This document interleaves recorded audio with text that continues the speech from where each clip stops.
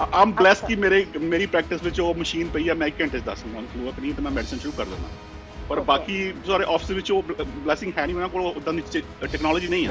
Doctor ਸਾਹਿਬ, corona virus ਦੀ ਅੱਜ ਕੱਲ੍ਹ ਹੁਣ ਸਿਚੁਏਸ਼ਨ ਕਿੱਥੇ ਤੱਕ ਪਹੁੰਚੀ ਹੈ? ਪਰ ਇਹ ਫਲੂ ਸੀਜ਼ਨ ਤੱਕ ਕਹਿ ਨਹੀਂ ਸਕਦੇ, ਫਲੂ ਬਿਕਾਜ਼ ਜੇ ਆਪਾਂ ਸੀਜ਼ਨ ਤੱਕ। ਦੇਖਿਆ ਜਾਵੇ ਨਾ, ਜਿਹੜਾ ਫਲੂ ਸੀਜ਼ਨ ਤੋਂ ਉੱਪਰ ਜਾ ਸਕਦਾ ਬਿਲਕੁਲ ਦੁਬਾਰਾ। But doctor Sahib, flu season ਸਾਰੀ ਦੁਨੀਆ ਦੇ ਵਿੱਚ ਵੱਖਰੇ ਵੱਖਰੇ ਸਮੇਂ ਤੇ ਸ਼ੁਰੂ ਹੁੰਦਾ ਹੈ, ਕਿਉਂਕਿ ਇਕੱਲੇ ਅਮਰੀਕਾ ਦੇ ਵਿੱਚ ਕੇਸ ਜਿਹੜੇ ਨੇ ਥੋੜੀ ਜਿਹੀ ਕਰਵ ਨੀਚੇ ਆਈ ਹੈ, ਲੇਕਿਨ ਇੰਡੀਆ ਦੇ ਵਿੱਚ ਤਾਂ ਉਹ 1 ਲੱਖ ਦੇ ਨੇੜੇ ਰੋਜ਼ ਦਾ ਜਿਹੜਾ ਹੈਗਾ ਉਹ ਅੰਕੜਾ ਪਹੁੰਚਣ ਤੇ ਹੋ ਗਿਆ।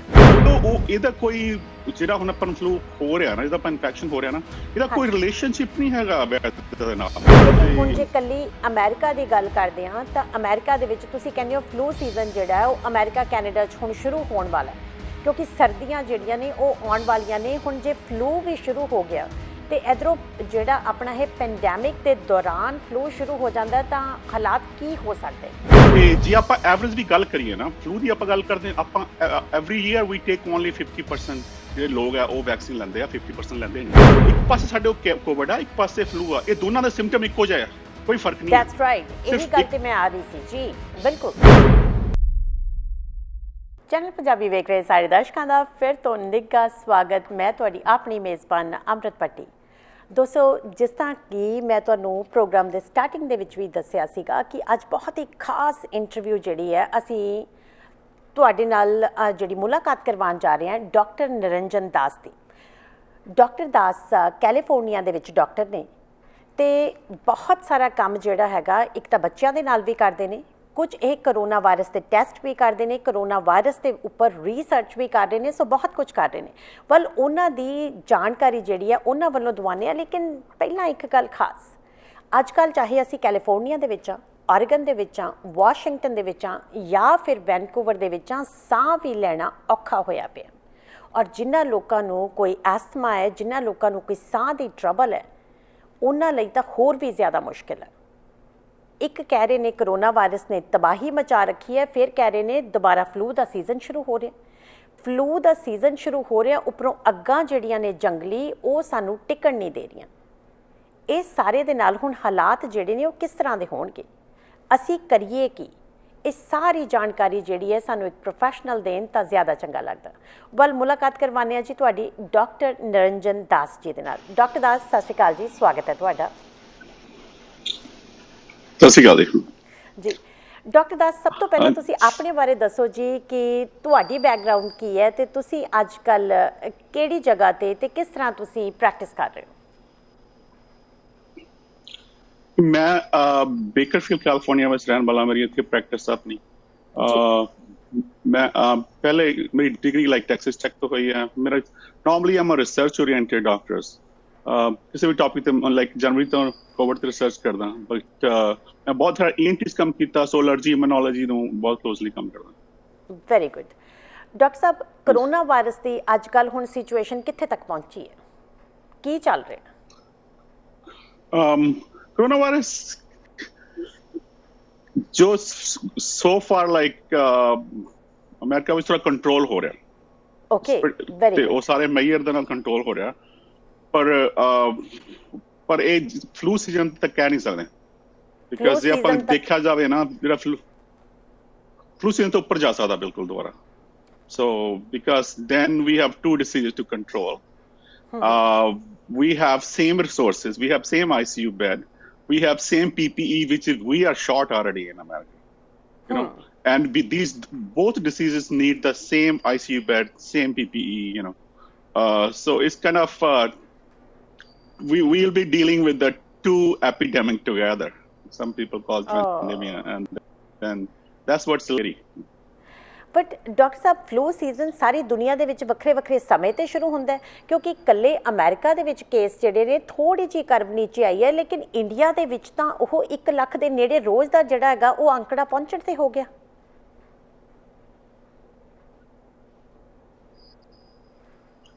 ਉਹ ਇਹਦਾ ਕੋਈ ਜਿਹੜਾ ਹੁਣ ਆਪਾਂ ਨੂੰ ਫਲੂ ਹੋ ਰਿਹਾ ਨਾ, ਜਿਹਦਾ ਆਪਾਂ ਇਨਫੈਕਸ਼ਨ ਹੋ ਰਿਹਾ ਨਾ, ਇਹਦਾ ਕੋਈ ਰਿਲੇਸ਼ਨਸ਼ਿਪ ਨਹੀਂ ਹੈਗਾ ਦੇ ਨਾਲ। ਇਹ ਕਿਸ ਟਾਈਮ ਤੇ ਇਫੈਕਟ ਕਰਦਾ, ਕਦੋਂ ਸਪਾਈਕ ਉੱਪਰ ਜਾਂਦੀ ਹੈ ਬਾਅਦ। ਅਨਫੋਰਚੂਨੇਟਲੀ ਅਮਰੀਕਾ ਵਿੱਚ ਉਹ ਸਪਾਈਕ ਉੱਪਰ ਜਾ ਕੇ ਹੁਣ ਸਾਰਾ ਥੱਲੇ ਨੂੰ ਹੋਣ ਲੱਗ ਗਿਆ। ਤੇ ਇੰਡੀਆ ਵਿੱਚ ਜਿਹੜੀ ਸਪਾਈਕ ਆ ਉੱਪਰ ਜਾ ਰਹੀ ਪਹਿਲੇ ਪੀਕ ਪਹਿਲਾਂ, ਕਿਉਂਕਿ ਪਹਿਲੇ ਸ਼ਟ ਡਾਊਨ ਸੀਗਾ, ਉੱਥੇ ਕੋਈ ਐਕਸਪੋਜ਼ਰ ਨਹੀਂ ਸੀਗਾ। So they are right now going toward up. ਬਿਲਕੁਲ ਠੀਕ ਹੈ। ਲੇਕਿਨ ਹੁਣ ਜੇ ਕੱਲੀ ਅਮਰੀਕਾ ਦੀ ਗੱਲ ਕਰਦੇ ਹਾਂ ਤਾਂ ਅਮਰੀਕਾ ਦੇ ਵਿੱਚ ਤੁਸੀਂ ਕਹਿੰਦੇ ਹੋ ਫਲੂ ਸੀਜ਼ਨ ਜਿਹੜਾ ਹੈ ਉਹ ਅਮਰੀਕਾ ਕੈਨੇਡਾ 'ਚ ਹੁਣ ਸ਼ੁਰੂ ਹੋਣ ਵਾਲਾ ਹੈ, ਕਿਉਂਕਿ ਸਰਦੀਆਂ ਜਿਹੜੀਆਂ ਨੇ ਉਹ ਆਉਣ ਵਾਲੀਆਂ ਨੇ। ਹੁਣ ਜੇ ਫਲੂ ਵੀ ਸ਼ੁਰੂ ਹੋ ਗਿਆ ਤੇ ਇਧਰੋਂ ਜਿਹੜਾ ਆਪਣਾ ਇਹ ਪੈਂਡੈਮਿਕ ਦੇ ਦੌਰਾਨ ਫਲੂ ਸ਼ੁਰੂ ਹੋ ਜਾਂਦਾ ਤਾਂ ਹਾਲਾਤ ਕੀ ਹੋ ਸਕਦੇ ਨੇ? ਨਹੀਂ, ਉਹ that will be really worse। ਆਪਾਂ ਨੰਬਰ ਦੀ ਗੱਲ ਕਰਦਾ ਮੈਂ। Number like you know I'm really fascinated with the numbers। ਕਿਉਂਕਿ ਉਹ ਨੰਬਰ ਕਦੀ ਝੂਠ ਨਹੀਂ ਬੋਲਦੇ। you know my clinical skills can mess up with numbers।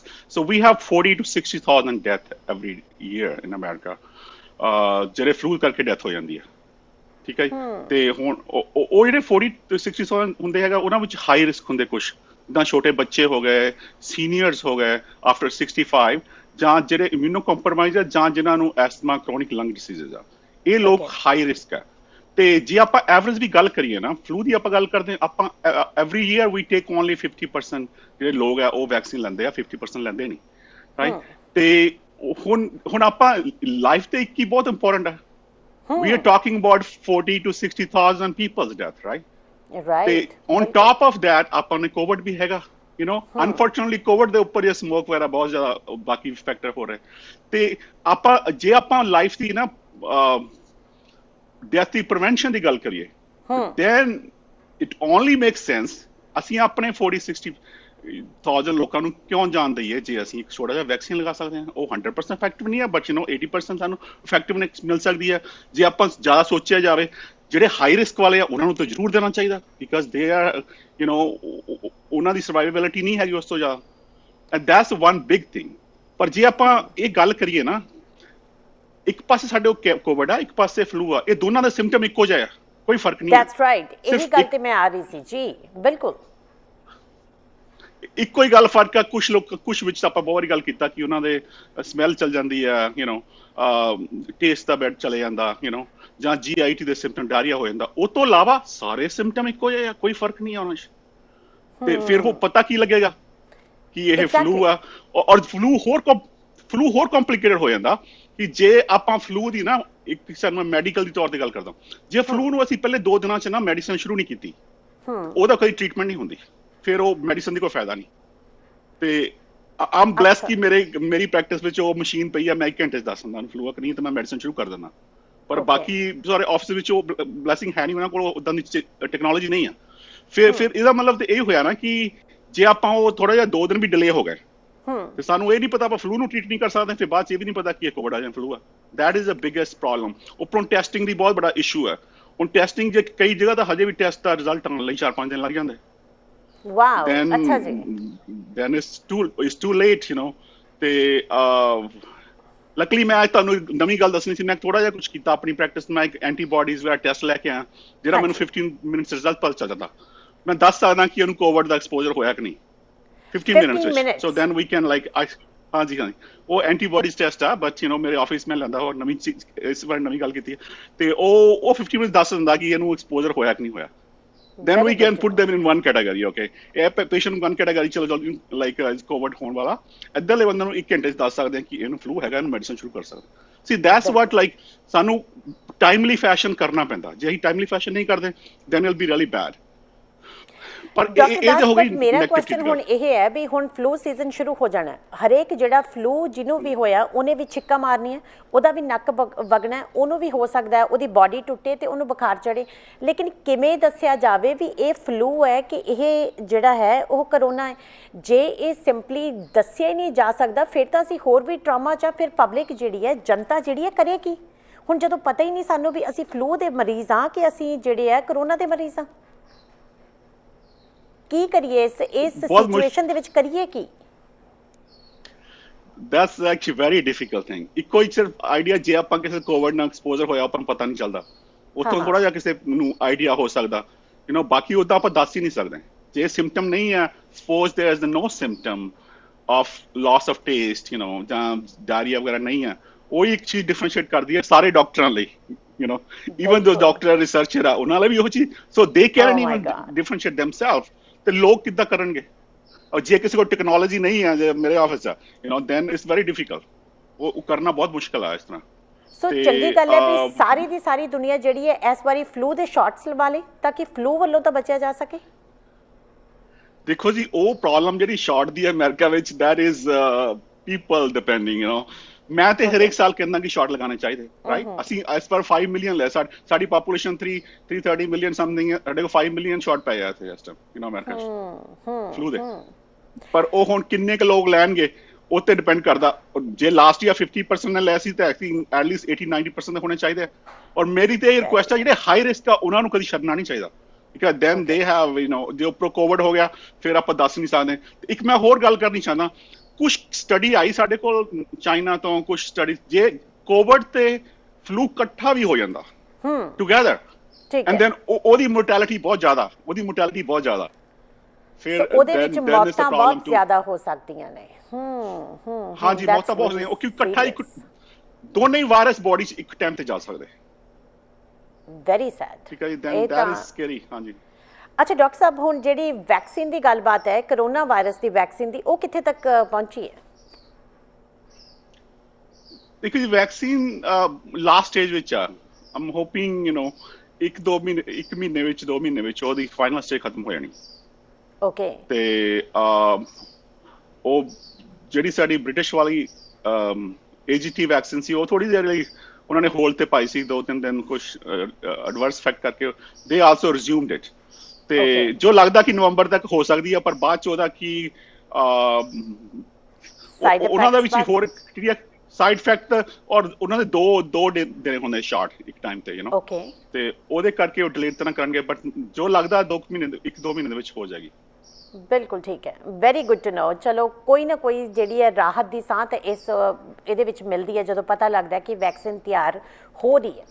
ਅੱਛਾ ਡਾਕਟਰ ਸਾਹਿਬ, ਇੱਕ ਤਾਂ ਕਰੋਨਾ ਵਾਇਰਸ ਹੈ, ਇੱਕ ਫਲੂ ਦਾ ਸੀਜ਼ਨ ਹੈ, ਉੱਪਰੋਂ ਜੰਗਲੀ ਅੱਗਾਂ ਨੇ ਜਿਹੜੀਆਂ ਕੈਲੀਫੋਰਨੀਆ, ਓਰੇਗਨ ਤੇ ਵਾਸ਼ਿੰਗਟਨ ਦੇ ਵਿੱਚ ਬਹੁਤ ਵੱਡੀ ਮਾਤਰਾ ਦੇ ਵਿੱਚ ਜਿਹੜੀ ਹੈ ਉਹ ਜ਼ਮੀਨ ਜਿਹੜੀ ਉਹਨਾਂ ਨੇ ਖਰਾਬ ਕਰਤੀ ਹੈ। ਨਾਲ ਦੀ ਨਾਲ ਹਵਾ ਜਿਹੜੀ ਹੈ ਉਹ ਵੀ ਇੰਨੀ ਕੁ ਖਰਾਬ ਹੋ ਗਈ ਹੈ ਕਿ ਉੱਥੇ ਸਾਹ ਲੈਣਾ ਵੀ ਔਖਾ ਹੋ ਰਿਹਾ ਕਈ ਸਿਟੀਜ਼ ਦੇ ਵਿੱਚ। ਹੁਣ ਜੇ ਕਿਸੇ ਨੂੰ ਇਸ ਟਾਈਮ ਫਲੂ ਹੈ ਜਾਂ ਕਰੋਨਾ ਵਾਇਰਸ ਹੈ ਜਾਂ ਕਿਸੇ ਨੂੰ ਕੋਈ ਥੋੜੀ ਬਹੁਤ ਹੋਰ ਟਰਬਲ ਹੈ, ਤਾਂ ਫਿਰ ਇਹ ਧੂਆਂ ਸਾਡੇ ਉੱਪਰ ਕਿਵੇਂ ਅਸਰ ਕਰ ਸਕਦਾ ਹੈ? ਇਹ ਤਾਂ ਲਾਈਕ ਸਿੰਪਟਮ ਨੂੰ ਬਹੁਤ ਵਰਸ ਕਰ ਦਿੰਦਾ, ਕਿਉਂਕਿ ਜੇ ਆਪਾਂ ਕੱਲੀ ਸਮੋਕ ਦੀ ਗੱਲ ਕਰੀਏ ਨਾ, ਜੇ ਆਪਾਂ ਨੂੰ ਸਮੋਕ ਦਾ ਐਕਸਪੋਜ਼ਰ ਹੋਇਆ, ਸਾਨੂੰ ਵੀ ਖਾਂਸੀ ਹੁੰਦੀ ਆ, ਚੈਸਟ ਪੇਨ ਹੁੰਦੀ ਆ, ਅੱਖਾਂ ਵਿੱਚ ਬਰਨਿੰਗ ਹੁੰਦੀ ਆ, ਉਦਾਂ ਦੇ ਸਿੰਪਟਮ ਜਿੱਦਾਂ ਦੇ ਐਸਥਮਾ ਵਰਗੇ ਹੁੰਦੇ ਉਸ ਤਰ੍ਹਾਂ ਦੇ ਹੁੰਦੇ। ਪਰ ਜੇ ਕਿਸੇ ਨੂੰ ਆਲਰੇਡੀ ਫਲੂ ਹੈ ਜਾਂ ਕੋਵਿਡ ਹੈ ਤੇ ਫਿਰ ਉਹ ਸਿੰਪਟਮ ਸਾਰੇ ਵਰਸ ਹੋ ਜਾਂਦੇ ਇਹਦੇ ਕਰਕੇ। And some people says like ਜਦੋਂ ਤੁਸੀਂ ਇੰਨੀ ਵਰਸ ਏਅਰ ਵਿੱਚ ਆ ਕਿ ਇੱਕ ਪੈਕੇਟ ਸਮੋਕ ਦਾ ਪੀਣ ਦੇ ਬਰਾਬਰ ਹੈਗਾ ਅੱਜ ਕੱਲ੍ਹ, ਜੇ ਅਸੀਂ ਸਮੋਕ ਦੇ ਵਿੱਚ ਚਲੇ ਜਾਈਏ। So those are like unfortunately it's worse. And ਸਾਡੇ ਕੋਲ ਲੌਂਗ ਟਰਮ ਡਾਟਾ ਸਟੱਡੀ ਤੇ ਨਹੀਂ ਆ ਕਿ ਇਹਦੇ ਕੈਂਸਰ ਦੇ ਇਫੈਕਟ ਕਿੰਨੇ ਹੁੰਦੇ, but short term it has a worse effect. ਅੱਛਾ, ਤੇ ਕਈ ਲੋਕਾਂ ਨੂੰ ਐਸਥਮਾ ਵਗੈਰਾ ਹੈਗਾ, ਉਹਨਾਂ ਨੂੰ ਪਹਿਲਾਂ ਹੀ ਸਾਹ ਲੈਣ ਦੇ ਵਿੱਚ ਕਈ ਵਾਰੀ ਟਰਬਲ ਆਉਂਦੀ ਹੈ ਤੇ ਉਹ ਕਹਿੰਦੇ ਸਾਨੂੰ ਹੁਣ ਬਿਲਕੁਲ ਹੀ ਸਾਹ ਲੈਣਾ ਔਖਾ ਹੋ ਰਿਹਾ ਇਸ ਵੇਲੇ, ਕਿ ਉਹਦੇ ਤੇ ਵੀ ਇਫੈਕਟ ਕਰਦਾ? ਕਿਵੇਂ ਇਫੈਕਟ ਕਰਦਾ ਇਹ ਧੂਆਂ ਜਿਹੜਾ ਸਾਡੀ ਜ਼ਿੰਦਗੀ ਦੇ ਉੱਪਰ? ਉਹਨਾਂ ਦਾ ਵੀ ਬਹੁਤ ਜ਼ਿਆਦਾ ਕਰਦਾ। ਜਿੱਦਾਂ ਮੈਂ ਤਾਂ ਆਪਣੀ ਪ੍ਰੈਕਟਿਸ ਹਮੇਸ਼ਾ ਜਦੋਂ ਕਦੇ ਫਾਇਰ ਲੱਗੀ ਹੋਈ, ਮੇਰੇ ਸਾਰੇ ਐਸਥਮੈਟਿਕ ਪੇਸ਼ੈਂਟ ਪ੍ਰੈਕਟਿਸ ਵਿੱਚ ਜਾਣੇ ਸ਼ੁਰੂ ਹੋ ਜਾਂਦੇ, ਕਿਉਂਕਿ ਉਹਨਾਂ ਦਾ ਐਸਥਮਾ ਉਹ ਸਮੋਕ ਦੇ ਨਾਲ ਇਰੀਟੇਟ ਸ਼ੁਰੂ ਹੋ ਜਾਂਦਾ, ਐਸਥਮਾ ਅਟੈਕ ਸ਼ੁਰੂ ਹੋ ਜਾਂਦਾ ਸਮੋਕ ਦੇ ਨਾਲ। ਤੇ ਜਿਹਨਾਂ ਨੂੰ ਕਰੋਨਿਕ ਲੰਗ ਡਿਸੀਜ਼ ਆ ਉਹ ਵੀ ਵਰਸ ਹੋ ਜਾਂਦੀ ਹੈ। ਤੇ ਜਿਹੜੇ ਚਿਲਡਰਨ ਆ ਉਹਨਾਂ ਨੂੰ ਵਰਸ ਹੁੰਦਾ, ਜਿਹੜੇ ਈਵਨ ਮੋਰ ਦੈਨ 65 ਆ ਉਹਨਾਂ ਪਰ ਵੀ ਵਰਸ ਇਫੈਕਟ ਹੁੰਦਾ ਇਹਦਾ। Got it. ਬਟ ਹੁਣ ਦੇਖੋ, ਇਹ ਤਾਂ ਹੋ ਨਹੀਂ ਸਕਦਾ ਵੀ ਅਸੀਂ ਸਾਹ ਲੈਣਾ ਬੰਦ ਕਰ ਦਈਏ, ਇਹ ਵੀ ਨਹੀਂ ਹੋ ਸਕਦਾ ਕਿ ਅਸੀਂ ਬਾਹਰ ਜਾਣਾ ਬੰਦ ਕਰ ਦਈਏ। ਡਾਕਟਰ ਦਾਸ, ਹੁਣ ਇਹ ਤੋਂ ਬਚਿਆ ਕਿਵੇਂ ਜਾਵੇ, ਕੀ ਕਰੀਏ? ਦੇਖੋ, ਇੱਕ ਤੇ ਨਾ ਅਪਡੇਟ ਰਹਿਣਾ ਬਹੁਤ ਜ਼ਰੂਰੀ ਆ। ਜਿੱਦਾਂ ਲਾਈਕ ਤੁਹਾਨੂੰ ਏਰੀਆ ਵਿੱਚ ਨਾ ਬਹੁਤ ਸਾਰੇ ਵੈਬਸਾਈਟ ਆ, CDC ਵੈਬਸਾਈਟ ਆ, ਬਾਕੀ ਉਹਨਾਂ ਵਿੱਚ ਤੁਹਾਨੂੰ ਪਤਾ ਲੱਗ ਜਾਂਦਾ ਏਅਰ ਤੇ ਵੀ ਸਾਡੇ ਏਅਰ ਕੁਆਲਿਟੀ ਕਿੱਦਾਂ ਦੀ ਆ। ਉਹਨਾਂ ਨੂੰ ਨਾ ਟੈਕਸਟ ਕਰ ਦਿਓ, ਤੁਹਾਨੂੰ ਦੱਸ ਦਿੰਦੇ ਆ ਕਿ ਤੁਹਾਡੇ ਫਾਇਰ ਏਰੀਆ 'ਚ ਹੈਗੀ ਕਿ ਨਹੀਂ ਹੈ। ਦੈਨ ਅਕੋਰਡਿੰਗਲੀ ਤੁਸੀਂ ਉਹ ਫਾਇਰ ਏਰੀਆ ਦੇ ਲਾਗੇ ਨਾ ਜਾਓ, ਉਹ ਆਪਣੀ ਪ੍ਰੀਵੈਂਸ਼ਨ ਕਰਕੇ ਉੱਥੇ ਤੱਕ ਨਾ ਜਾਓ। ਉਹ ਤੇ ਹੋ ਗਿਆ ਜਿਹੜਾ ਪ੍ਰਾਇਮਰੀ ਫੈਕਟਰ, ਤੁਸੀਂ ਡਾਇਰੈਕਟਲੀ ਫਾਇਰ ਦੇ ਐਕਸਪੋਜ਼ਰ ਤੇ ਨਾ ਜਾਓ। ਜੀ। ਦੂਜਾ ਹੈਗਾ ਕਿ ਤੁਸੀਂ ਆਪਣੇ ਘਰ ਨੂੰ ਥੋੜਾ ਜਿਹਾ ਫਾਇਰ ਪ੍ਰੂਫ ਬਣਾ ਲਓ। That is the other thing, ਉਹ ਕਿੱਦਾਂ? ਕਿਉਂਕਿ ਉਹਦੇ ਵਿੱਚ ਲਾਈਕ ਕਾਫੀ ਮਲਟੀਪਲ ਸਮਾਲ ਥਿੰਗਸ ਆ ਜੀ। ਇੱਕ ਤੇ ਹੈਗਾ ਕਿ ਜਿਹੜਾ ਆਪਣਾ ਬਾਹਰਲਾ ਵੈਂਟੀਲੇਟਰ ਸਿਸਟਮ ਹੈ ਤਾਂ ਹਵਾ ਅੰਦਰ ਆਉਂਦੀ ਆ ਜੀ, ਉਹ ਜਾਂ ਬੰਦ ਹੋਣਾ ਚਾਹੀਦਾ ਜਾਂ ਹਿੱਪਾ ਫਿਲਟਰ ਹੋਣਾ ਚਾਹੀਦਾ ਉਹਦੇ ਉੱਪਰ। ਔਰ ਹਿੱਪਾ ਫਿਲਟਰ ਆਪਾਂ ਕਈ ਵਾਰੀ ਪਹਿਲੇ ਵੀ ਗੱਲ ਕੀਤੀ, ਹਿੱਪਾ ਫਿਲਟਰ ਵੈਰੀ ਈਜ਼ੀ, ਆਪਾਂ ਉਹਦਾ ਸਾਈਜ਼ ਲੈ ਕੇ ਨਾ ਹੋਮ ਡਿਪੋ ਤੇ ਚਲੇ ਜਾਓ, ਇੰਨਾ ਸਾਈਜ਼ ਆ ਉਹ ਤੁਹਾਨੂੰ ਦੇ ਦਿੰਦੇ $30 ਦਾ ਹਿੱਪਾ ਫਿਲਟਰ ਆ ਜਾਂਦਾ ਵੱਡਾ ਸਾਰਾ, ਲਾਈਕ ਜਿੰਨਾ ਵੀ 2 ਫੁੱਟ ਦਾ 4 ਫੁੱਟ ਦਾ ਏਦਾਂ ਨਾ, ਉਹ ਯੂ ਕੈਨ ਚੇਂਜ ਇਟ, ਤੇ ਉਹ ਸਮੋਕ ਨੂੰ ਟਰੈਪ ਕਰ ਦਿੰਦਾ, ਤੁਹਾਡੇ ਘਰ ਚ ਆਉਣ ਨਹੀਂ ਦਿੰਦਾ। Very good, that is the biggest thing। ਤੇ ਉਸ ਤੋਂ ਇਲਾਵਾ ਤੁਸੀਂ ਘਰ ਦੀ ਜਿਹੜੀ ਅੰਦਰ ਬਾਕੀ ਜਿਹੜਾ ਆਪਣੇ ਘਰ ਦੇ ਨਾ ਤੁਸੀਂ ਸਾਰੀਆਂ ਵਿੰਡੋ ਦਰਵਾਜ਼ੇ ਸਾਰੇ ਬੰਦ ਕਰਕੇ ਰੱਖੋ, ਬਾਹਰਲੀ ਹਵਾ ਨਾ ਉੱਥੇ ਆਵੇ, ਠੀਕ ਹੈ, ਜਦੋਂ ਸਮੋਕ ਹੈਗਾ। ਤੇ ਉਸ ਤੋਂ ਇਲਾਵਾ ਜਿਹੜੀ ਹੁਣ ਅੰਦਰਲੀ ਹਵਾ ਸਾਫ਼ ਕਰਨ ਦਾ ਵੀ ਤਰੀਕਾ ਹੋਣਾ ਚਾਹੀਦਾ, ਉਹਦੇ ਉੱਪਰ ਤੁਹਾਡੇ ਕੋਲ ਨਾ 에ਅਰ ਪਿਊਰੀਫਾਇਰ ਪਿਆ ਹੋਣਾ ਚਾਹੀਦਾ ਘਰ ਦੇ ਵਿੱਚ, ਤੇ ਵੱਡੇ ਸਾਈਜ਼ ਦਾ। ਤੇ ਜੇ ਤੁਸੀਂ 에ਅਰ ਪਿਊਰੀਫਾਇਰ ਬਾਈ ਕਰਨ ਜਾ ਰਹੇ ਹੋ, ਉਹਦੇ ਉੱਪਰ ਸਾਈਜ਼ ਦਾ ਲਿਖਿਆ ਹੁੰਦਾ ਕਿ ਤੁਹਾਡੇ ਘਰ ਦਾ ਸਾਈਜ਼ ਕਿੰਨਾ, 에ਅਰ ਪਿਊਰੀਫਾਇਰ ਇੰਨੇ ਨੂੰ ਸਾਫ਼ ਕਰਦਾ, ਸੋ ਅਕੋਰਡਿੰਗਲੀ ਇਹ ਹੋਣਾ ਚਾਹੀਦਾ। Very good to know. ਅੱਛਾ, ਤੇ ਹੋਰ ਕੀ ਕੀਤਾ ਜਾ ਸਕਦਾ ਡਾਕਟਰ ਸਾਹਿਬ ਫਿਰ ਇਹਦੇ ਨਾਲ? ਹੋਰ ਬਾਕੀ ਨਾ ਜਿਹੜੇ ਘਰ ਦੇ ਵਿੱਚ ਸਮੋਕ ਪ੍ਰੋਡਿਊਸ ਹੁੰਦਾ ਨਾ, ਜਿੱਦਾਂ ਮੰਨ ਲਓ ਕੈਂਡਲ ਲਗਾ ਦਿੱਤੀ ਆਪਾਂ, ਜਾਂ ਆਪਾਂ ਨਾ ਕੋਈ ਮੀਟ ਬਣਾਉਣ ਲੱਗੇ ਓਵਨ ਦੇ ਵਿੱਚ, ਉਹ ਸਾਰਾ ਸਟਾਪ ਹੋਣਾ ਚਾਹੀਦਾ, ਅੰਦਰੋਂ ਧੂਆਂ ਪ੍ਰੋਡਿਊਸ ਨਾ ਹੋਵੇ ਘਰ ਦੇ ਅੰਦਰ। ਜਿੱਦਾਂ ਅਗਰਬੱਤੀ ਲਗਾਤੀ ਆਪਣੇ ਕਲਚਰ 'ਚ, ਉਹ ਅੰਦਰੋਂ ਹੋਣਾ ਨਹੀਂ ਚਾਹੀਦਾ, then that one is also smoke, ਤੇ ਇੱਕ ਉਹ ਇੱਕ ਸਭ ਨਾਲੋਂ ਵੱਡਾ ਹੈਗਾ। ਤੇ ਇੱਕ ਜੇ ਮੰਨ ਲਾ ਤੁਹਾਨੂੰ ਕੋਈ ਚਾਂਸ ਨਹੀਂਗਾ, ਤੁਹਾਨੂੰ ਫਾਇਰ ਦੇ ਲਾਗੇ ਜਾਣਾ ਹੀ ਪੈਣਾ, ਜਿਹੜੇ ਰੈਗੂਲਰ ਮਾਸਕ ਆ ਉਹ ਪ੍ਰੋਟੈਕਟ ਨਹੀਂ ਕਰਦੇ ਇਹਦੇ against, regular mask never protect you, ਜਿਹੜੇ ਇੱਕ N95 ਮਾਸਕ ਆ ਉਹ ਹੀ ਇਕੱਲੇ ਪ੍ਰੋਟੈਕਟ ਕਰਦੇ ਆ।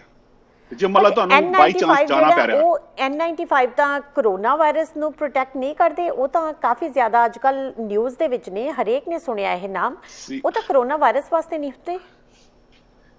ਆਈ ਨੋ ਜੀ, ਉਹੀ ਤਾਂ ਸਭ ਤੋਂ ਵੱਡੀ ਪ੍ਰੋਬਲਮ ਆ। ਜਿੱਦਾਂ ਆਪਾਂ ਹੁਣ ਫਲੂ ਦੀ ਗੱਲ ਕਰਦੇ ਹਾਂ, ਇਹਨਾਂ ਦੀ ਸਾਡੇ ਕੋਲ ਆਲਰੇਡੀ ਪੀਪੀ ਨਹੀਂ ਹੈ, ਸਾਡੇ ਕੋਲ ਆਲਰੇਡੀ ਸ਼ਾਰਟੇਜ ਚੱਲ ਰਹੀ ਹੈ। ਐਗਜ਼ੈਕਟਲੀ, ਇਹਨਾਂ ਨੂੰ ਅਸੀਂ ਇਹ ਜਿਹੜੇ ਮਾਸਕ ਆ ਨੂੰ ਅਸੀਂ ਰੈਸਪੀਰੇਟਰ ਕਹਿੰਦੇ ਜਾਂ ਮਾਸਕ ਜਾਂ N95 ਕਹਿੰਦੇ, ਉਹ ਕੱਲੇ ਸਿਰਫ ਸਮੋਕ ਨੂੰ ਪ੍ਰੀਵੈਂਟ ਕਰਦੇ, ਬਾਕੀ ਕੋਈ ਨਹੀਂ ਕਰਦਾ। ਸੋ ਜਿਹੜੇ ਆਪਣੇ ਡਸਟ ਵਾਲੇ ਮਾਸਕ ਪਏ ਨਾ, ਕਈ ਲੋਕ ਪੇਂਟ ਕਰਨ ਲਈ ਡਸਟ ਵਾਲੇ ਕਰਦੇ, ਉਹ ਪ੍ਰੋਟੈਕਟ ਨਹੀਂ ਕਰਦੇ ਸਮੋਕ ਤੋਂ। ਜਿਹੜੇ ਰੈਗੂਲਰ ਮਾਸਕ ਆ ਉਹ ਪ੍ਰੋਟੈਕਟ ਨਹੀਂ ਕਰਦੇ ਸਮੋਕ ਤੋਂ। ਇਸ ਕਰਕੇ ਮੈਨੂੰ ਇਹ ਦੱਸਣਾ ਬਹੁਤ ਜ਼ਰੂਰੀ ਆ ਕਿ ਜੇ ਮੰਨ ਲਾ ਆਪਣੇ ਕਿਸੇ ਨੂੰ ਜਾਣਾ ਪੈ ਗਿਆ ਉੱਥੇ ਤੱਕ, then you have to have respirator or N95 ਡਾਲ ਕੇ ਜਾਣਾ, ਉਹਦੇ ਫਾਇਰ ਦੇ ਇਲਾਕੇ ਨਹੀਂ ਜਾਣਾ। ਬਿਲਕੁਲ ਠੀਕ ਹੈ। ਔਰ ਡਾਕਟਰ ਸਾਹਿਬ ਇੱਕ ਖਾਸ ਗੱਲ ਹੁਣ ਮੈਂ ਤੁਹਾਨੂੰ ਹੋਰ ਪੁੱਛਣਾ ਚਾਹੁੰਦੀ ਹਾਂ, ਸਾਡੇ ਤੋਂ ਪਹਿਲਾਂ ਅਮਰੀਕਾ ਕੈਨੇਡਾ ਤੋਂ ਪਹਿਲਾਂ ਜਿਹੜਾ ਫਲੂ ਸੀਜ਼ਨ ਹੈ ਨਾ, ਉਹ ਆਸਟ੍ਰੇਲੀਆ ਦੇ ਵਿੱਚ ਸ਼ੁਰੂ ਹੁੰਦਾ ਹੈ। ਇਸ ਸਾਲ ਆਸਟ੍ਰੇਲੀਆ ਦੇ ਵਿੱਚ ਹਾਲਾਤ ਕਿਵੇਂ ਰਹੇ? ਉੱਥੇ ਲਾਈਕ ਜੇ ਆਪਾਂ ਨੰਬਰ ਦੀ ਗੱਲ ਕਰੀਏ ਨਾ, ਲਾਈਕ ਉੱਥੇ like I personally don't exactly know the numbers, ਪਰ ਉੱਥੇ ਲਾਈਕ 3000 ਤੋਂ ਉੱਪਰ ਥੋੜੇ I think like I don't remember 100%, 36 something thousand ਕੁਛ ਏਦਾਂ ਦੀ ਹਸਪੀਟਲ ਐਡਮਿਸ਼ਨ ਹੁੰਦੀ ਸੀ ਉਹਨਾਂ ਦੇ। ਇਸ ਵਾਰ ਨਾ is like less than 60, like ਬਹੁਤ ਜ਼ਿਆਦਾ ਘੱਟ ਹੋਈ, like 100 time less ਕੁਛ ਹੋਇਆ ਏਦਾਂ। ਅੱਛਾ, ਨੰਬਰ ਕੱਲਾ ਆਸਟ੍ਰੇਲੀਆ ਵਿੱਚ ਕੱਲਾ ਨਹੀਂ, ਲਾਈਕ ਈਵਨ ਸਾਊਥ ਅਫਰੀਕਾ ਦਾ ਜਿਹੜਾ ਪੋਲ ਥੱਲੇ ਵਾਲਾ, ਉਹਨਾਂ ਦੀ ਕੰਟਰੀ 'ਚ ਘੱਟ ਹੋਇਆ, ਤੇ ਜਿਹੜਾ ਸਾਊਥ ਅਮਰੀਕਾ ਦੇ ਸਾਊਥ ਪੋਲ ਆ ਨਾ, ਜਿਹੜਾ ਥੱਲੇ ਵਾਲੇ ਪੋਲ ਆ ਜਿੱਥੇ ਸਰਦੀ ਹੁੰਦੀ ਆ, ਉੱਥੇ ਵੀ ਘੱਟ ਹੋਏ ਕੇਸ, ਤੇ ਉਹ ਬੜੀ ਇੰਟਰਸਟਿੰਗ ਗੱਲ ਆ ਜੀ। ਠੀਕ ਆ ਜੀ, ਬਿਕਾਜ਼ ਹੁਣ ਜੇ ਆਪਾਂ ਉਹਦਾ ਰੀਜ਼ਨ ਇੱਕੋ ਹੀ ਸੀਗਾ, ਜਿਹਨੂੰ ਵੀ ਕੋਲਡ ਹੋਇਆ ਨਾ ਉਹ ਮਾਸਕ ਕਰਕੇ ਬਚ ਗਏ, ਉਹਨਾਂ ਦੂਜੇ ਨੂੰ ਦਿੱਤਾ ਹੀ ਨਹੀਂ, because now we have universal like whole globe is mask, ਤੇ ਉਹ ਇੱਕ ਵੱਡਾ ਰੀਜ਼ਨ ਆ ਕਿ ਸਪਰੈਡ ਨਹੀਂ ਹੋਇਆ ਮਾਸਕ ਕਰਕੇ, ਰਾਈਟ। ਹੁਣ ਜੇ ਆਪਾਂ ਦੇਖਿਆ ਜਾਵੇ ਕਿ ਉਹ ਅਮਰੀਕਾ ਵਿੱਚ ਵੀ ਆ ਜਾਏਗਾ, ਕੈਨੇਡਾ ਵਿੱਚ ਵੀ ਆ ਜਾਏਗਾ, that I don't think is possible, ਕਿਉਂਕਿ ਫਿਰ ਤੇ ਆਪਾਂ ਨੂੰ ਜੇ ਕੋਵਿਡ ਆ ਤੇ ਅਮਰੀਕਾ ਵਿੱਚ ਆਉਣਾ ਨਹੀਂ ਚਾਹੀਦਾ ਸੀ ਨਾ, ਰਾਈਟ। ਬਟ ਡਾਕਟਰ ਸਾਹਿਬ, ਇਹਦਾ ਮਤਲਬ ਜੇ ਮਾਸਕ ਲਗਾ ਕੇ ਰੱਖਿਆ ਜਾਵੇ ਤਾਂ ਫਲੂ ਤੋਂ ਵੀ ਬਚਾਅ ਹੁੰਦਾ ਹੈ, ਜੇ ਮਾਸਕ ਲਗਾ ਕੇ ਰੱਖੀਏ ਤਾਂ ਜੇ ਕੋਵਿਡ ਤੋਂ ਵੀ ਬਚਾਅ ਹੁੰਦਾ ਹੈ। ਹਾਂਜੀ, ਦੋਨਾਂ ਤੋਂ ਹੁੰਦਾ। ਤੇ ਇਸ ਕਰਕੇ ਮੇਰੀ ਪਰਸੈਪਸ਼ਨ ਹੈ ਕਿ ਮੇਬੀ ਜਿੱਦਾਂ ਪਹਿਲੇ 40-60 ਹੁੰਦਾ, ਉਹਨਾਂ ਘੱਟ ਕੇਸ ਹੋਣਗੇ ਇਸ ਵਾਰ।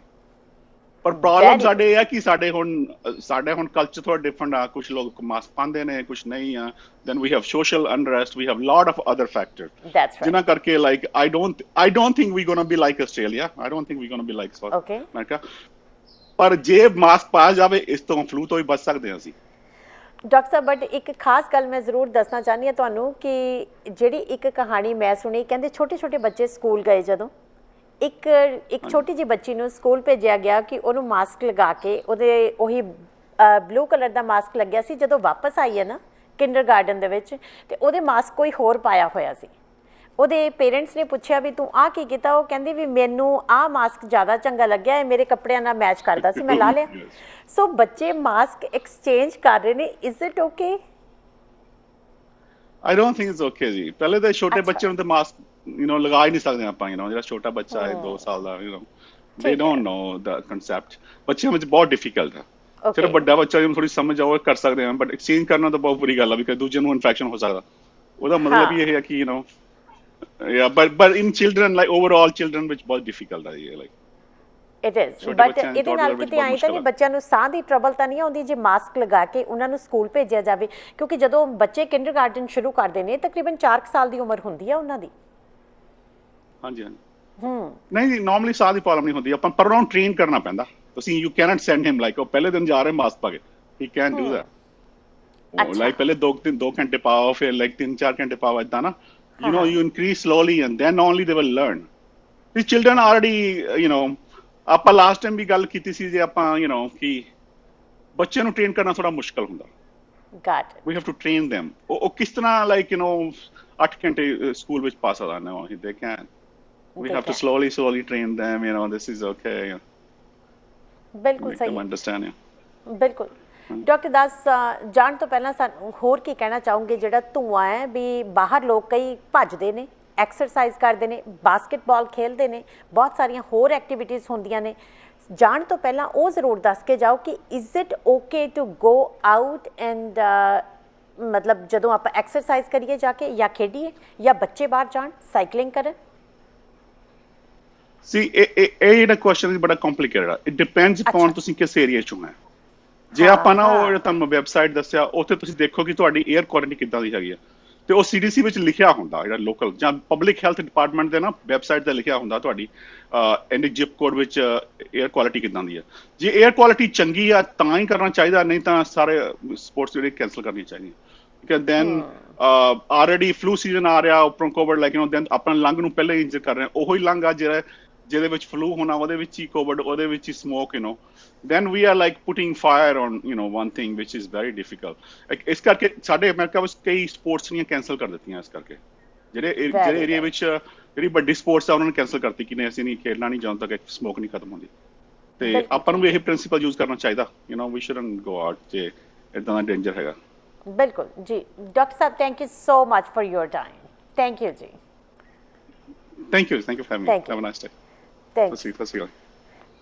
ਹੁਣੇ ਗੱਲਬਾਤ ਕੀਤੀ ਡਾਕਟਰ ਦਾਸ ਦੇ ਨਾਲ।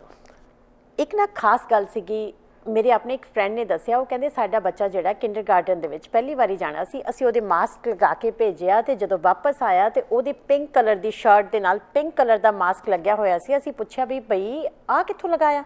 ਉਹ ਕਹਿੰਦੀ ਜੀ ਮੇਰੀ ਫਰੈਂਡ ਦੇ ਕੋਲੇ ਪਿੰਕ ਮਾਸਕ ਸੀ, ਮੇਰੀ ਫਰੈਂਡ ਨੇ ਇਸ ਕਲਰ ਦਾ ਉਹ ਕੱਪੜੇ ਪਾਏ ਹੋਏ ਸੀ, ਅਸੀਂ ਦੋਨਾਂ ਨੇ ਮਾਸਕ ਜਿਹੜੇ ਨੇ ਉਹ ਐਕਸਚੇਂਜ ਕਰ ਲਏ, ਮੈਨੂੰ ਆਹ ਚੰਗਾ ਲੱਗਿਆ ਮੈਂ ਲੈ ਲਿਆ।